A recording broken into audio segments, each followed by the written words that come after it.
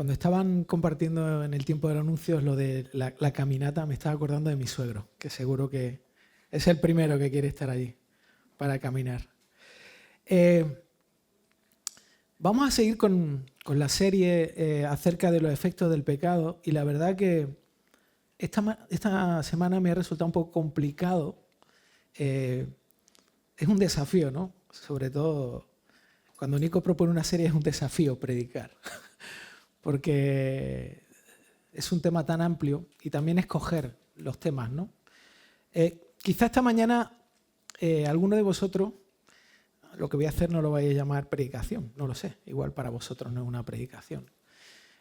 Podéis llamarlo como queráis, ¿no? Pero creo que es una meditación, si lo queréis llamar así, acerca de una cuestión muy profunda con la que luchamos absolutamente todos nosotros los que estamos aquí. No importa la edad que tengas, da igual que seas una persona ya octogenaria o que estés en la juventud, da igual, ¿no? Es un tema universal. Y para hablar de este tema yo quiero compartir con vosotros una breve ilustración, ¿no? Especialmente esta ilustración está dirigida... ¿Cuántos de aquí llevan más de 15 años conduciendo? Más de 10. Más de 5.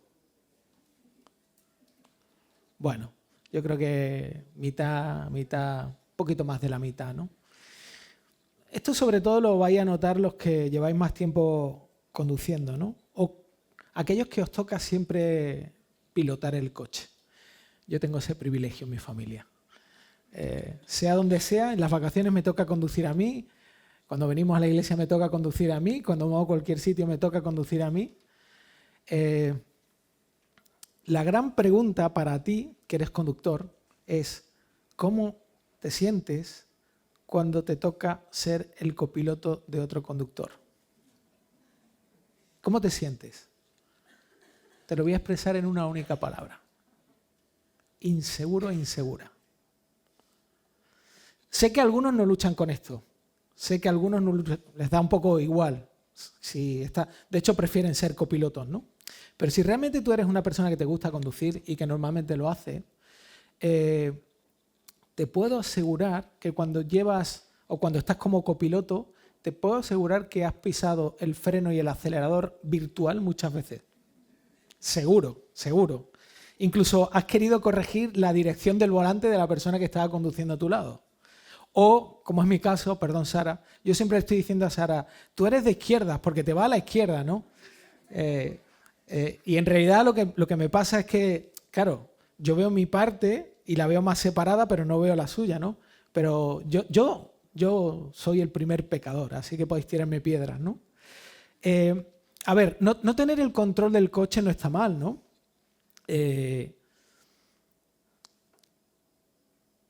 Pero, hombre, especialmente mi hijo está aprendiendo a conducir ahora y no tener el control del coche, cuando a veces le he dicho, Ismael, ven, vamos a conducir, sería una temeridad, ¿no? De hecho, voy a confesarlo aquí, pero la primera vez que le dije, te voy a enseñar a usar el embrague y el acelerador, casi nos estrellamos contra un taxi. Entonces, en esos casos no está mal tener el control, ¿no? Pero especialmente esta necesidad de querer tener el control del coche se amplifica si eres una persona que conduce bien, tienes experiencia y además tienes razón en lo que dices. O sea, las directrices, lo que tú estás pensando no está fuera de lo que es correcto. Pero esta simple experiencia es una pequeña ilustración, una pequeña manifestación de uno de los grandes efectos que tiene el pecado sobre nosotros, ¿no? Y ese efecto justamente es que todos, sin excepción, queremos tener el control. Todos queremos tener el control de una u otra forma. Mi intención esta mañana con lo que voy a compartir acerca de esto es, no voy a poder ser exhaustivo porque es un tema muy, muy complejo y bíblicamente nos llevaría mucho tiempo. Y como he dicho al principio, mi intención es que esto sea una reflexión personal para cada uno de nosotros, incluido yo, ¿no?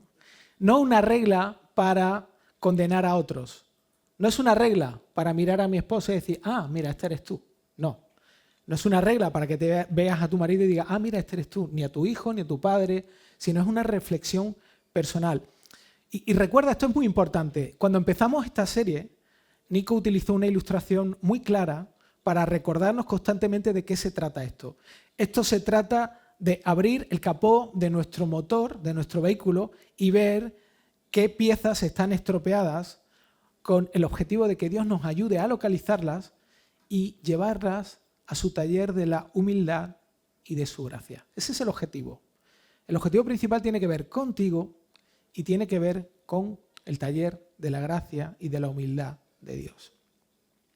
Así que, como he dicho, en realidad la lucha por el control es algo que nosotros casi manifestamos desde el principio que nacemos, ¿no?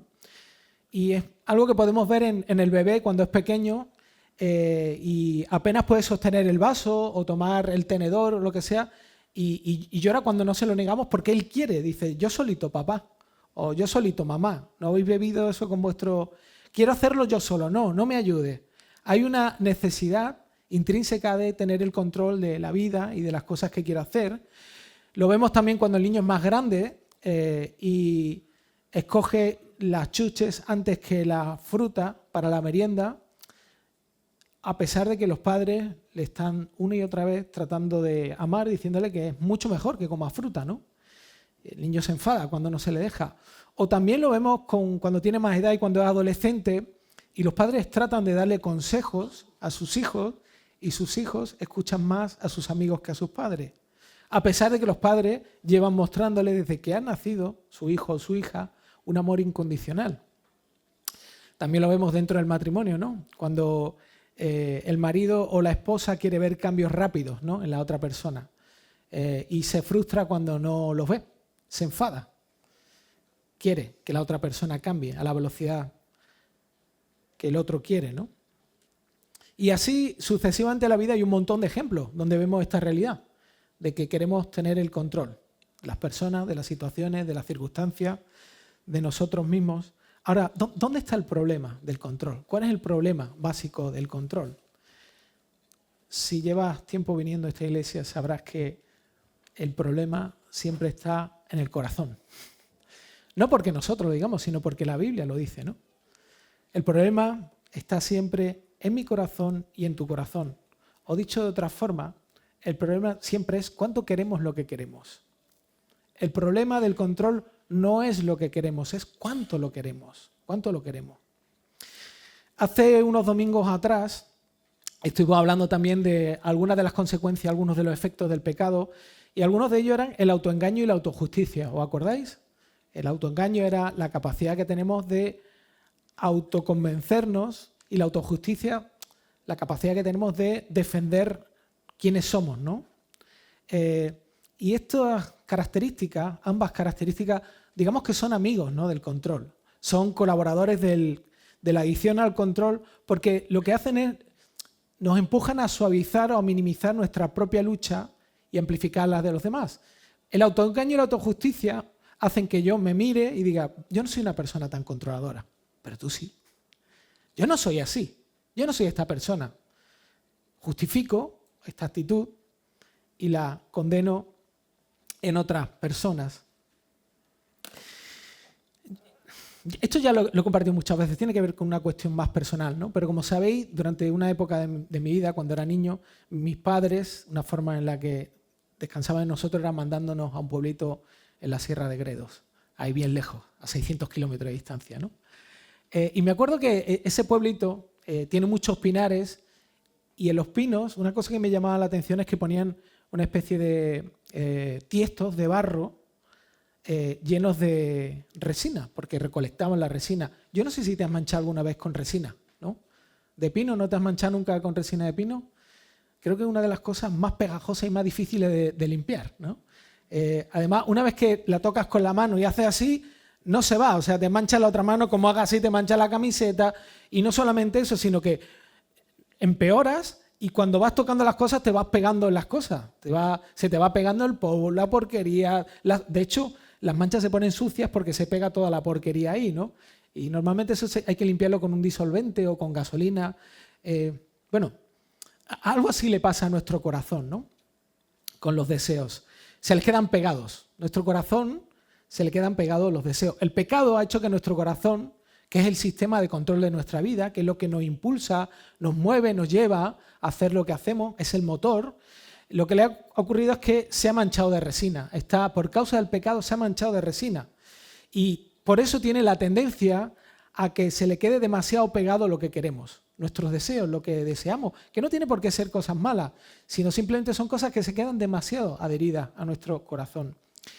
Esto es a lo que la Biblia usa esta palabra tan extraña, concupiscencia, ¿no?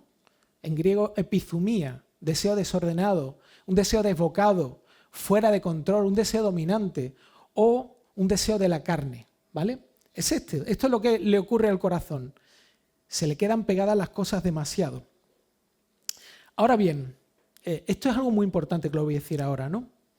Para entender correctamente la intención de este mensaje. Y es muy posible que haya personas que escuchen este mensaje aquí o en el otro extremo del cable de internet que hay ahí y que lo encajen con negación, con dolor, con ira, con prejuicio. Y vuelvo a repetir, este mensaje que comparto es un proceso de autorreflexión en mi propia vida. Un proceso de autorreflexión que comenzó hace más de un año. Y creo que en nuestra lucha por el control debemos tener en cuenta varias cosas muy importantes. Esto es muy importante. Ser cristiano no te libra de este problema. Convertirte en una persona cristiana, tener a Jesús en tu vida, no te libra de ser una persona que quiera mantener el control o que luche por tener el control. Ahora bien, no te deja encasillado en el problema. Esto es tremendamente relevante e importante. No te deja encasillado en el problema. No eres una persona controladora. Una persona que es cristiana, que es creyente, que tiene el Espíritu Santo dentro de sí mismo, es responsable, pero no tiene una etiqueta de persona controladora. Tiene una etiqueta de persona que lucha con el control y que necesita la ayuda de Dios. Distinto es ser una persona controladora por causa de una motivación egoísta y perversa. Es decir, ser una persona que es controladora porque detrás de esto lo que está buscando es un beneficio personal, porque lo que quiere es destruir a la otra persona, porque su objetivo es obtener algo. Esto es otra cosa distinta. A ver, todos tenemos lucha de algún tipo o de alguna forma con esto, pero en el fondo una persona que es creyente, que tiene el Espíritu de Dios, puede estar en algún momento cegada a no verlo, pero no está dominada por eso. Tiene lucha con eso. Por eso, otra cosa muy distinta es luchar con el control, del cual no se libra nadie, y con la ceguera de una debilidad que necesita ser entregada a Dios. Si tú tienes a Cristo en tu vida, deberías ser este tipo de persona. O deberías pensar que eres este tipo de persona, no para justificar tu lucha, sino para no negar el poder del Evangelio que transforma tu vida. En todo este proceso, porque esto, cuando hablamos de los efectos del pecado, en general, es muy fácil que veamos los efectos del pecado en otras personas. Es más fácil ver los efectos y los defectos del pecado en otra persona. Es más fácil ver lo que hacen los demás mal. Es mucho más fácil, nos sale de forma natural. Por eso Jesús es muy claro respecto a cuando sentimos la tentación de apuntar a los demás con el dedo. Y él, en el Sermón del Monte, dice algo tremendamente relevante para esto, ¿no? Él dice, en Mateo 7, del 1 al 5, dice, no juzguéis para que no seáis juzgados, porque con el juicio con el que juzguéis seréis juzgados, y con la medida con que midáis se os medirá. ¿Y por qué miras la mota que está en el ojo de tu hermano y no te das cuenta de la viga que está en tu propio ojo?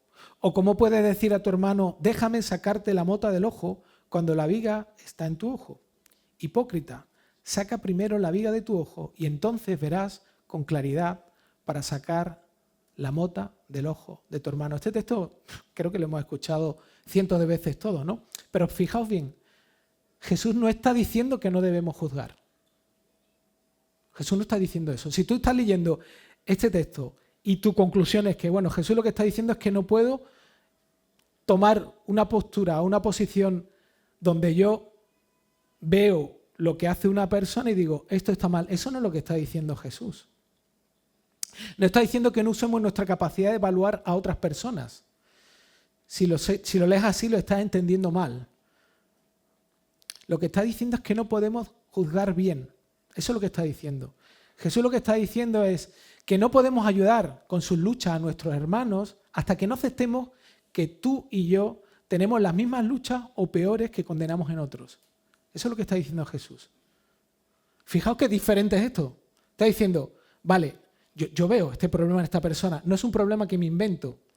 Es una realidad que yo determino y discrimino en base a la verdad de Dios.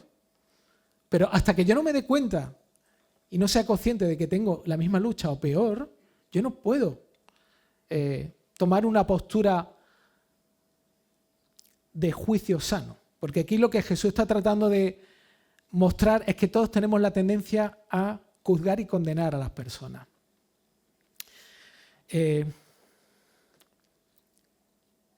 Si te das cuenta, juzgar a los demás con una actitud condenatoria es también una forma de control.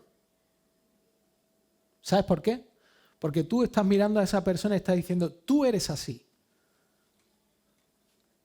Evalúo tu vida, te juzgo y te condeno. Sabéis que la condena es una condena para cumplir.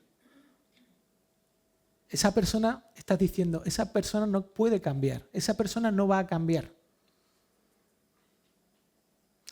Y cuando yo hago eso, lo que estoy haciendo es estoy ocupando el lugar de Dios. Solo Dios tiene el derecho de juzgar y condenar. Yo puedo hacer un juicio de una situación, pero yo no tengo el derecho de condenar a nadie. No tengo el derecho de ponerle una etiqueta a nadie. Porque al hacer eso estoy diciendo, esta persona no puede ser cambiada por Dios. Esta persona no está en proceso de cambio. Esta persona no tiene esperanza en el Evangelio. Eso es mentira. Eso es antibíblico totalmente.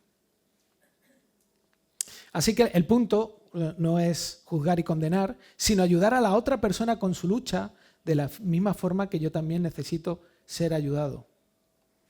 Porque Jesús nos pone en esta parábola, nos coloca a todos en el mismo lugar. Todos tenemos algo en el ojo. No sé si te has dado cuenta. Jesús no está diciendo que hay una persona que no tiene nada en el ojo. Los dos tienen algo en el ojo. Los dos necesitan ayuda para que les digan, oye, tienes algo en el ojo. A ver, ¿por qué dedico tanto tiempo a esto? Como he dicho al principio, el mensaje es un mensaje que tiene el objetivo de ser autorreflexivo. Autorreflexivo, no condenatorio para nadie, autorreflexivo y personal para todos nosotros. Ahora quisiera, vamos a dar un pequeño salto, ¿no? Pero quisiera, como digo, acerca del control hay muchas cosas que podríamos hablar. Yo en particular he escogido un texto que habla de un aspecto del control que me llamó mucho la atención, ¿no? Y quisiera compartirlo con vosotros. Son dos textos que están en Génesis. El primero de ellos está en el capítulo 25, de los versículos del 20 al 25. Lo voy a poner a pantalla, pero quizá no lo leáis porque el texto es muy pequeño. De todas formas, lo voy a leer yo. Y dice así, ¿no? Está en el contexto de los hijos de Isaac, ¿no? Y de Rebeca. Y dice así: tenía Isaac 40 años cuando tomó por mujer a Rebeca, hija de Betuel, arameo de Padán Aram, hermana de Labán, arameo. Y oró Isaac al Señor en favor de su mujer, porque ella era estéril, y lo escuchó el Señor, y Rebeca su mujer concibió. Y los hijos luchaban dentro de ella, y ella dijo, si esto es así, ¿para qué vivo yo? Y fue a consultar al Señor, y el Señor le dijo, 2 naciones hay en tu seno, y 2 pueblos se dividirán desde tus entrañas. Un pueblo será más fuerte que el otro, y el mayor servirá al menor. Y cuando se cumplieron los días de dar a luz, he aquí, había mellizos en su seno. Salió el primero rojizo, todo velludo, como una pelliza, y lo llamaron Esaú. Y después salió su hermano con su mano asida al talón de Esaú, y lo llamaron Jacob. Isaac tenía 60 años cuando ella lo dio a luz. En este corto relato que acabamos de leer nos encontramos con la historia de Rebeca, la madre de Jacob. Y en los dos primeros versículos vemos a una mujer que era estéril, en medio de un embarazo complicado. Dios respondió a su esterilidad y ella se dio cuenta de que algo estaba pasando dentro de ella. Había dos hijos peleándose el uno con el otro. Había conflictos ya, antes de incluso tener una conciencia clara de quién eran, ¿no? Y ante su preocupación, Rebeca va a Dios y le pide, ¿qué está pasando aquí? Necesito que tú me respondas, ¿no? E increíblemente, Dios habla a Rebeca, lo dice ahí el texto claramente, ¿no? Y le confirma sus sospechas, pero además Dios hace algo increíble. Le revela el futuro. Le dice, mira, esto es lo que va a pasar. El menor o el mayor va a servir el menor. Obviamente esto tiene mucho sentido, ¿no? En la cultura hebrea. Lo que está diciendo es que el que debía ser el que iba a tener el privilegio de ser el que perpetuaría la estirpe, no iba a ser el primogénito, sino sería el menor. De alguna forma, el menor iba a recibir algo que en otro caso no recibiría, ¿no? Así que, después de que Dios hable con Rebeca, lo que ocurre es que Rebeca ahora sabe lo que va a pasar. Tiene información privilegiada de primera mano. Yo quiero que te imagines esto. Imagínate que conoces a una persona de tu confianza, es un experto en finanzas e en inversiones y además está involucrado en operaciones financieras a nivel internacional. Y esta persona, de mucho renombre y que tiene una fortuna amasada por causa de su conocimiento y su certeza, se acerca a ti y te dice, mira, tengo información privilegiada sobre una operación financiera que se va a cerrar mañana, en la que yo estoy involucrado, es segura y hará que las acciones de Telefónica, yo no tengo acciones de Telefónica, pero bueno, suban un mínimo del 15% en un plazo de un mes. O sea, te estoy diciendo, si tú inviertes aquí X, dentro de un mes, seguro que la vas a tener incrementado en el 15%, seguro. Te doy mi plena seguridad. Si no ocurre eso, te lo doy yo el dinero, te lo dice, ¿no? ¿Qué harías tú? Te dirías, déjame en paz, no me... Irías como un desesperado a buscar los ahorros que pudieras para invertir, ¿no? Una inversión segura. Quizá no todos tus ahorros, por si acaso, ¿no? Pero mínimo lo que harías sería invertir y además dudo que durante el resto del mes estuvieses desesperado para hacer todo lo posible y que eso ocurriera. Simplemente confiarías, ¿no? Invertirías confiando en la honestidad de la persona que tiene un historial y hay manifestaciones y muestras de que esa persona sabe lo que sabe y lo sabe bien. Esperarías, ¿no? Ahora bien, ¿qué hace Rebeca con esa información? ¿Qué hace Rebeca con la información que recibe de Dios? Bueno, no lo voy a decir yo, lo vamos a leer en el capítulo 27, los primeros 10 versículos del capítulo 27 de Génesis, que dice así. Y aconteció que siendo ya viejo Isaac, había pasado ya mucho tiempo, y sus ojos demasiado débiles para ver, llamó a Esaú, su hijo mayor, y le dijo, hijo mío, y él respondió, heme aquí. Y dijo Isaac, mira, yo soy viejo y no sé el día de mi muerte. Ahora pues te ruego, toma tu equipo, tu aljaba y tu arco, sal al campo y tráeme caza, y prepárame un buen guisado, como a mí me gusta, y tráemelo para que yo coma y que mi alma te bendiga antes que yo muera. Rebeca estaba escuchando cuando Isaac hablaba a su hijo Esaú, y cuando Esaú fue al campo a cazar una pieza para traer a casa, Rebeca habló a su hijo Jacob diciendo, he aquí oí a tu padre que hablaba con tu hermano Esaú diciéndole, tráeme caza y prepárame un buen guisado para que coma y te bendiga en presencia del Señor antes de mi muerte. Ahora pues, hijo mío, obedéceme en lo que te mando. Ve ahora al rebaño y tráeme de allí 2 de los mejores cabritos de las cabras, y yo prepararé con ellos un buen guisado para tu padre como a él le gusta. Entonces se lo llevarás a tu padre, que comerá, para que te bendiga antes de su muerte. ¿Te has dado cuenta de lo que ocurre?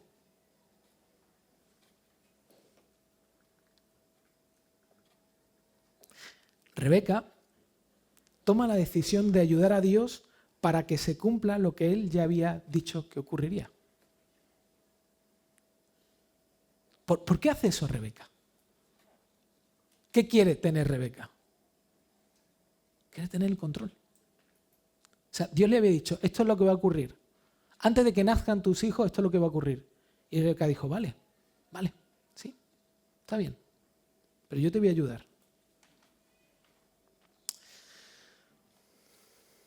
El problema de Rebeca no fue una falta de fe en la promesa, porque si Rebeca hubiera tenido una falta de fe en la promesa, pues no hubiera hecho nada al respecto. Se hubiera quedado de brazos cruzados, hubiera dicho, bueno, vale, yo esto no me lo creo. Esto va en contra de la cultura hebrea. Siempre es el hijo mayor, no el menor, no hubiera hecho nada.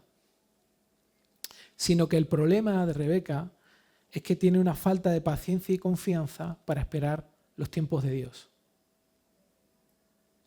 Una falta de confianza en la promesa y en la soberanía de Dios. Además, este caso de Rebeca en concreto es un caso muy curioso porque siempre pensamos, siempre tenemos una visión del control, a veces desde el punto de vista egoísta, pero a veces el control tiene que ver con el hecho de acelerar cosas que ya no nos corresponden a nosotros, que deberíamos ceder a Dios, ¿no? Incluso este caso concreto nos muestra que es posible tener una buena motivación o intención y que ésta sea llevada a cabo a través de formas incorrectas o en el tiempo incorrecto. Todos los que estamos aquí venimos con una mochila de nuestra familia, de nuestra historia, de nuestra experiencia, de nuestras vivencias, en ese sentido, ¿no? Son maneras heredadas que aún nos afectan. Son luchas que están en proceso. Son las marcas del pecado que aún nos recuerdan que somos dependientes y necesitados de la ayuda de Dios. Y estas formas, aun estando en proceso, nos dañan a nosotros mismos y dañan a otras personas. Sí, es inevitable. El que se sienta libre de pecado que tire la primera piedra. Yo quisiera que te llevases 2 preguntas para plantearte de forma privada en tu tiempo con Dios, que te las lleves a casa y las mastiques. La primera de ellas es que te plantees preguntarte en qué áreas de tu vida estás intentando forzar un resultado que Dios ya prometió o que sabes que Él tiene en control, ya sea tu casa, trabajo, ministerio, hijos, matrimonio, economía, lo que sea. Piensa. ¿Qué estoy intentando forzar? ¿Qué estoy intentando obtener? ¿Cuál es el resultado que yo quiero en cualquiera de las áreas de mi vida? Y la segunda pregunta, ¿qué es lo que te asusta de esperar el tiempo de Dios? ¿Qué cosa hay que te genera un temor? Que te genera pánico. Yo cuando pienso en estas cosas y mientras meditaba en este mensaje, no puedo más que identificarme con Rebeca. Yo he intentado ayudar a Dios tantas veces y espero que tú también lo hagas. Yo en demasiadas ocasiones he tratado de cambiar a mi mujer con el deseo de que su relación con Jesús fuese más cercana, que pudiese vivir libre de las luchas que la limitan, soñar con lo que Dios puede hacer en ella y a través de ella. Reconozco que he sido insensible a otras personas, a sus situaciones personales. Curioso, ¿no? Porque todos empatizamos superficialmente, pero solo cuando pasamos por las experiencias similares, Dios nos regala una empatía espiritual y genuina.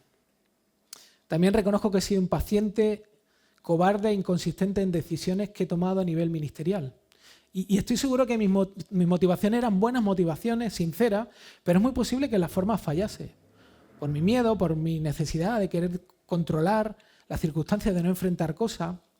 Es muy posible incluso que no fuese consciente de que mis motivaciones pueden ser mixtas, como las tuyas.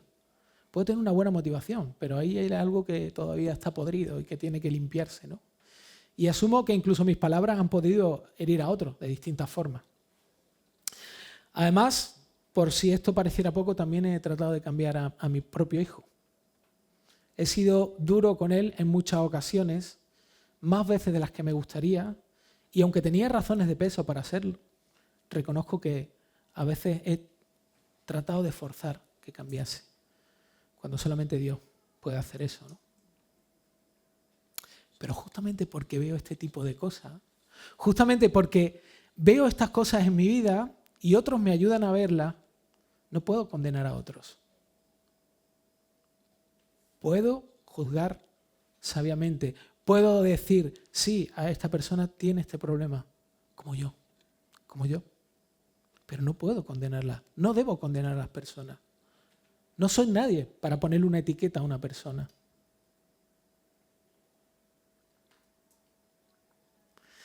No debo condenar a otros. Lo que debo es ayudarlos hablando la verdad en amor. La misma verdad que Dios me habla a mí. La misma verdad que yo necesito. Hay algo que, claro, la siguiente pregunta que a todos nos surge ahora es, bueno, vale, está bien, todos somos controladores, todos tenemos el problema de querer controlar las circunstancias, yo quiero, sí, soy consciente de que esto pasa en mi vida, sí, yo soy controlador, pero fijaos, yo quiero compartir con vosotros una serie de evidencias o de marcas o de indicadores que os pueden ayudar a saber si realmente sois personas que lucháis con el control. Y no solamente de una forma genérica. Mira, es muy fácil decir yo soy pecador y asumir esa realidad. Lo más difícil es ver cómo soy pecador. Lo más difícil es ver cómo mi actitud daña a otras personas, me daña a mí y especialmente daña a Dios. Yo sé que tengo poco pelo, lo sé, porque me miro al espejo todos los días, ¿vale? Pero hasta que no veo una foto panorámica de mi cabeza, no me doy cuenta que no tengo galletas, sino tengo la caja entera de galletas. De la misma forma, la Biblia está escrita para no solamente conocer a Dios, sino para verme mejor desde todos los ángulos. Y yo te invito a que no desperdicies esta oportunidad. Porque Dios no quiere humillarte, Dios no quiere humillarnos. Lo que quiere es liberarnos. Lo que quiere es que tengamos más de Él y menos de nosotros. Así que esta parte final del mensaje, que ya queda poco, se la atribuyo a una autora que se llama Shannon Popkins, que ha escrito un libro para mujeres que se llama No seas una mujer controladora. Y espero que te ayude a detectar tus luchas concretas con el control. Nadie está libre de esto, pero todos tenemos en Jesús esperanza para cambiar, ¿vale? Así que espero que te duela sanamente, como me duele a mí sanamente, recorrer todo este tipo de cosas. Ahí al final de vuestros bosquejos, si habéis dado cuenta, los que han tomado el bosquejo, hoy tiene 2 páginas. Y sé que voy a decir muchas cosas, quizá no dé tiempo a escribirlas todas. He tratado de ponerlo de una forma que os sirva, si no siempre podéis hacer fotos.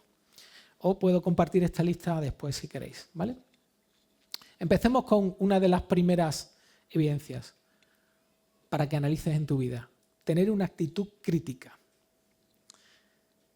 Piensa en un instante, cuando te comunicas con otras personas o corriges a otra persona de algo que ha hecho mal,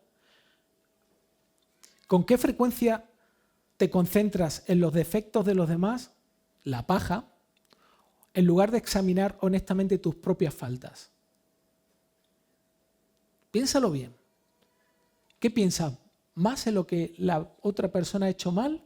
¿O te paras a pensar y decir, ostras, ¿y si lo que ha hecho esta persona en realidad es un espejo de lo que yo hago quizá con menos intensidad, ¿no? Esto es muy fácil de ver, ¿no? Cuando uno tiene una actitud crítica en su cabeza, porque muchas veces decimos, no, yo no soy así, pero si nos miramos nosotros mismos somos muy críticos con los demás. A lo mejor levanto la voz y critico cómo otros crían a su hijo, o la forma en la que se organiza la iglesia, o cómo un compañero de trabajo gestiona o no gestiona su tiempo, y lo hago con una actitud de superioridad. Me siento mejor porque yo lo hago mejor que la otra persona. Porque sé que lo que yo sé es más correcto, más inteligente que la otra persona. ¿Funcionas así constantemente? Son 9, así que vamos por la primera, nos quedan 8. Expectativas altas. ¿Qué pasa cuando alguien no hace lo que tú esperas que haga, o si esa persona no hace lo que es bueno para ella? ¿Cómo reaccionas tú? ¿Sueles reaccionar con frustración o enfado cuando sientes que las personas o las cosas no salen como quieres? ¿Cuando pierdes el control? ¿Te pasa eso cuando tu marido, cuando tu esposa... Yo esto lo he contado miles de veces, ¿no? Ya lo sabéis, ¿no? La historia del yogur y de Sara. Ella también puede contar mi propia historia, ¿no? Nunca meto los platos en el lavavajillas. Lo que pasa es que ella es más sabia que yo y más madura y nunca me lo dice. Yo a ella sí, ¿no? Pero ¿reaccionas con frustración cuando las cosas no funcionan como tú quieres? ¿Sientes que las personas o que las circunstancias interrumpen tu visión de perfección o control?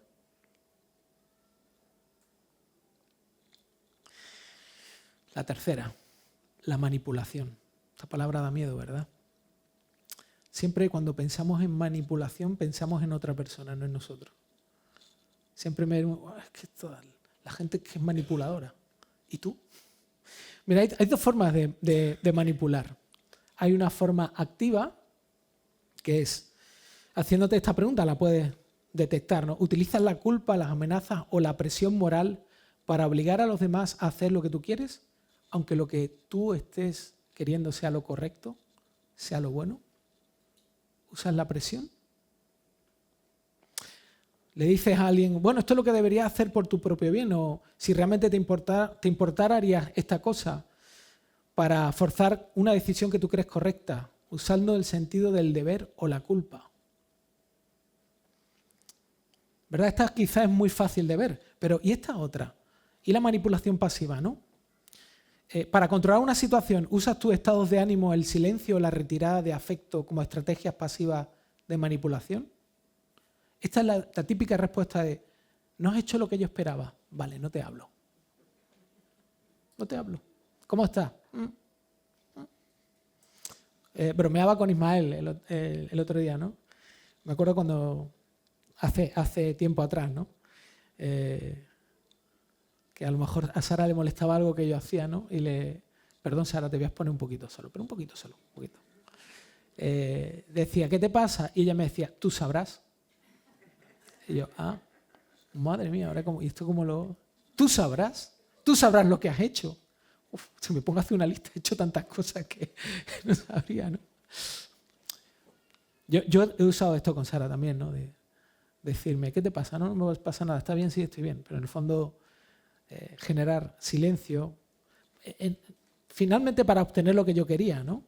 Creo que esto es una de las maneras... Mira, no sabéis la cantidad de matrimonios cristianos creyentes que caen en esto. No lo sabéis, es que no pueden imaginarlo. Incluso vosotros mismos habréis caído en esto en algún momento, o caeréis, ¿no? Otra evidencia de que soy una persona controladora, la violación de límites. No tiene que ver con límites de velocidad, tranquilo. Sino, si sientes la necesidad de espiar o stalkear, que esta es una palabra que utilizan los más jovencitos, que es lo mismo, espiar, revisar, escarbar, a otros porque no tienes toda la información que te hace sentir que pierdes el control. Esa necesidad de saber lo último, de saberlo todo, de cuando alguien llega y... Perdón, pero esto se da mucho en la iglesia.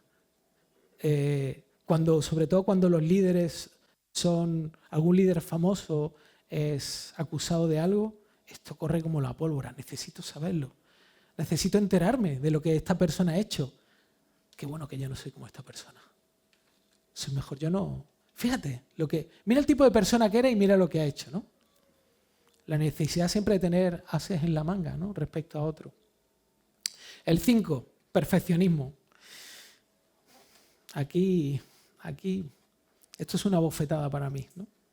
Pero en tu vida diaria, ¿sientes la necesidad de que todo esté en orden, limpio, correcto, porque solo así puedes experimentar la paz interior? ¿Necesitas que tu universo esté alineado para que te sientas bien? Para que estés en el cielo casi, ¿no? Es como el jardín, ¿no?, el paraíso. Lo necesitas, no está mal que te guste, que lo quieras, pero lo necesitas para vivir bien. ¿Te paraliza el miedo a equivocarte o a no alcanzar tus propias metas inalcanzables, dificultando que inicies proyectos?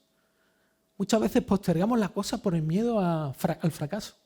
Porque como hay cosas que no podemos controlar, pues no las hago. Muchas veces Dios nos llama a caminar en una dirección donde, bueno, la mayoría de veces hay muchas cosas que no sabemos cómo van a salir. Es una evidencia de que soy una persona controladora, ¿no? Sexto, ya nos quedan menos. Resistencia a la corrección. Suele reaccionar a la defensiva con obstinación, con sarcasmo o arrogancia ante una crítica constructiva o corrección, especialmente cuando expone un error tuyo. A ver, es fácil cuando alguien viene a corregirnos en una cosa que sentimos que es una debilidad, es fácil decir, bueno, la verdad que no es lo mío. Es verdad, yo no sé mucho de esto, pero cuando es algo que tú realmente manejas y sabes y que lo has convertido en parte de tu identidad, ¿no te duele? ¿No tienes la tendencia a rebatir? ¿No tienes la tendencia a ser un cabezote y mantenerte ahí y decir, no estoy abierto a escuchar lo que la otra persona tiene que decirme, ¿no? A veces, cuando nos corrigen, usamos el sarcasmo como una forma simpática de eludir la corrección, justificarla en cierta forma y decir, bueno, tampoco no importa tanto, no tiene sentido, ¿no? Es una forma de control también, es una forma de controlar. Quedan 3. La 7ª, culpar a otros, ¿no? Cuando hay conflictos, ¿acostumbras a negar tu responsabilidad y culpar a circunstancias o a otras personas por tu comunicación negativa, tus sentimientos o tus errores? Esta es muy clara, ¿no? Quiero manejar a la otra persona para que finalmente no piense que yo soy el culpable, para que finalmente no piense que soy tan mala persona.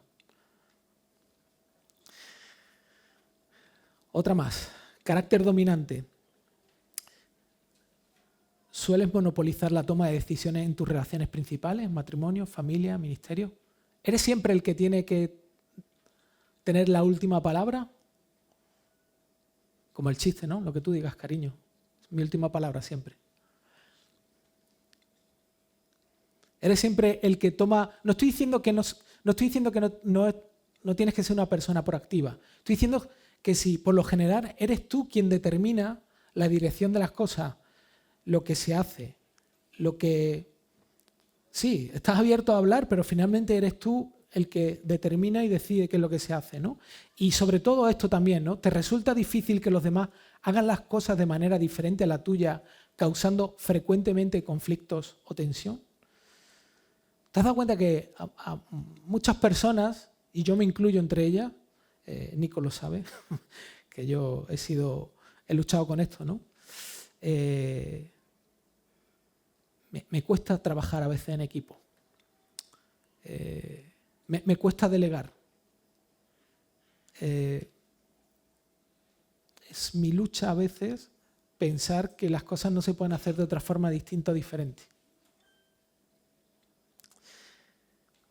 Y la última, el miedo al futuro. ¿Sientes con frecuencia ansiedad o un temor excesivo por el futuro o las circunstancias debido a la incertidumbre que tienes que enfrentar?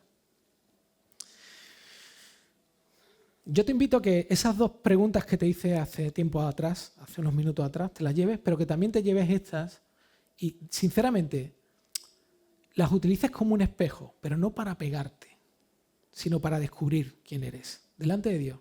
Yo no tengo ningún interés que me lo digas a mí. Tengo interés que las mastiques. Y me gusta mucho Paul Tripp lo que dice, ¿no? Paul Tripp dice, enfrentar honestamente tu falta de soberanía sobre tu propia vida produce o bien ansiedad o bien alivio. La ansiedad, fruto del control, es olvidarte de Dios. Es el resultado de pensar que la vida está sobre tus hombros, que es tu trabajo resolverlo todo y mantener las cosas en orden. Y me encanta lo que dice al principio, ¿no? Enfrentar honestamente tu falta de soberanía, tu falta de control sobre tu propia vida, tiene dos caminos resultantes, o la ansiedad o el alivio. El objetivo de este mensaje es justo eso, el alivio. ¿Por qué debería luchar? Y ya estamos acabando. ¿Por qué debería luchar contra el control? No debería luchar contra el control porque el objetivo sea dejar de ser una persona controladora, sino porque ser una persona controladora me impide amar a Dios confiando en Él y amar al prójimo. ¿Te has dado cuenta de que cada vez que somos personas controladoras hacemos un destrozo alrededor de nosotros y en nosotros mismos? ¿Te has dado cuenta de eso? El objetivo de entregar el control a Dios tiene que ver con lo que Él quiere darnos. Poder disfrutar de Él, amándolo y poder amar al prójimo bien. No querer usarlo, amarlo, entregarnos. Justo lo contrario, ¿no? Entregarnos a los demás. ¿Y cómo hago esto? ¿Cómo lucho contra el control? Bueno, lo que necesito no es dejar de controlar. Lo que necesito es sustituir el hilo del control por aquel que controla con precisión desde el principio todas las cosas por amor a mí. A pesar de que tú luchas y yo lucho con el control, hay alguien que lucha por controlar nuestro control y quiere que se lo entreguemos a Él porque nos ama. Dice Paul Tripp, también respecto a esto, que me encantó y con lo que quiero acabar con esta cita, él dice, Jesús lo exige todo de ti y de mí. No solo para que nos sometamos a su control, sino para libertarnos del control de las cosas que nunca fueron diseñadas para controlarnos. Libertad. Dejar que pilote quien sabe hacerlo. Vivir bien. Ese es el objetivo de Dios. Vamos a orar.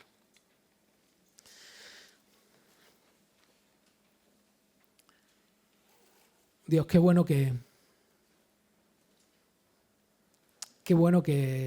en nuestra tendencia y adicción a querer incluso hacer cosas que tú quieres hacer, qué bueno que tú no desesperas, qué bueno que tú no abres tus manos y dices, bueno, estrellaros. Qué bueno que tú iluminas a través de tu verdad nuestra vida y nos das esperanza. Señor, necesitamos humildad, necesitamos luz, necesitamos ver la realidad de que en nuestra inclinación tú ves esperanza. Nos cuesta tanto ver esto. Yo miro mi propia vida y cuando veo este tipo de cosas a veces pienso para mí, digo, ¿cuándo cambiará esto? ¿Cuándo cambiará esto? Señor, el punto no es tanto lo que yo pueda cambiar, sino mi entrega a ti, mi entrega a ti.